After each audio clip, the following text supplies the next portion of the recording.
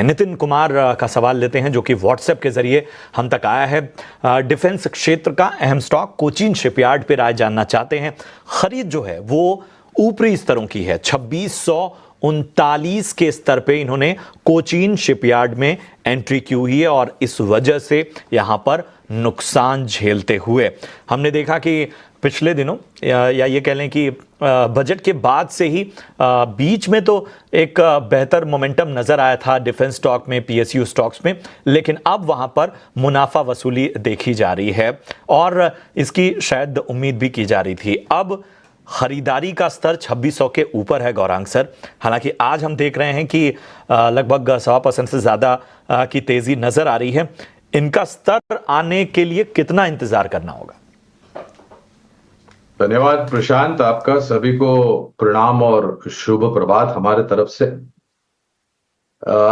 Cochin shipyard या फिर रक्षा क्षेत्र से जुड़ी हुई कंपनियां पिछले साल 2 साल में 100% से लेकर से 150-200% से ज्यादा ऊपर के तरफ के रुझान दिए थे और फिर उसके पश्चात थोड़ी बहुत मुनाफा वसूली की चपेट में ये रक्षा क्षेत्र के शेयर्स आ गए हैं।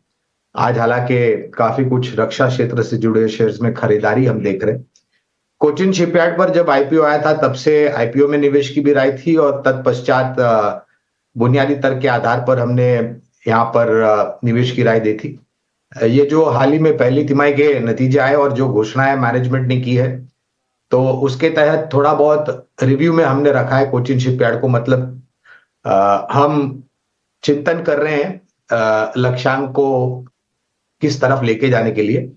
तो अंडर रिव्यू होने के कारण और जो भी रेगुलेशन है उसके तहत फिलहाल इस पर कोई विशेष रूप में टिप्पणी नहीं कर पाएंगे। लेकिन एक दो चीज मैं रक्षा क्षेत्र के बारे में 18 नाउ स्वदेश के सभी दर्शकों को बताना चाहूंगा। और आज सुबह मैं मझगांव डॉक के मैनेजमेंट की बातें सुन रहा था। आने वाले 3-5 साल से काफी कुछ बड़े ऑर्डर्स आने की उम्मीद है। 40,000 करोड़ का ऑलरेडी ऑर्डर बुक है। उसी तरीके से कोचीन शिपयार्ड का और बाकी अन्य कंपनियां जैसे गार्डन रीच है, भारत डायनामिक्स है, बीईएमएल है, हिंदुस्तान एरोनॉटिक्स है। ये मैं सिर्फ नाम ले रहा हूं उन सब कंपनियों का जो काफी सक्षम और मजबूत है और आने वाले 3-4-5 साल में ऑर्डर बुक के आधार पर इनके नतीजे बहुत बेहतर तरीके से सुधर सकते हैं।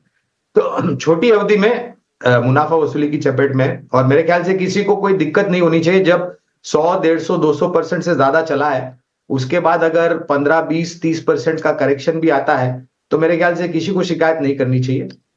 उज्जवल भविष्य है इन सब कंपनियों का ऑर्डर बुक के आधार पर।